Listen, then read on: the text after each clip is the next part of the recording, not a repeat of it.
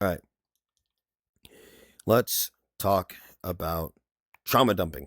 All right, so trauma dumping is a very interesting concept. If you don't know what trauma dumping is, essentially it means that, well, you go figure, you go up to somebody and dump all of the traumatizing situations and experiences you've ever had onto someone.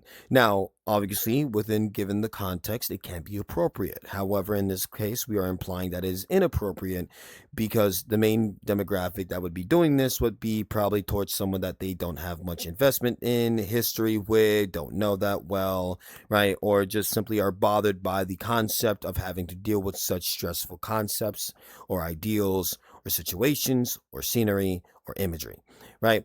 It really, really depends on the person as well as a lot of factors.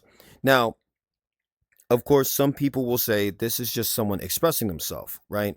However, once again, go figure, everyone is their own person and therefore they can decide their own cause and effect. If they decide that they don't want to hear something or hear about something or just simply talk about something or whatever, all right, it's not, that means that it's just not to be spoken on. I'm a security guard. Sexual harassment is actually quite an interesting concept inside of security. As generally speaking, when you think sexual harassment, you just think of, well, go figure, someone harassing you sexually. No. By legal standards, at least in security, from my understanding from the training, if I remember it correctly, all right, I really hope I do because it's my career. All right, sexual harassment is any interaction that the other party does not want. Period. That is sexual harassment. That is what harassment means in general. Any interaction the other party does not want, but they're either a different sex or the same sex. That is literally what sexual harassment means, apparently, in my training. All right.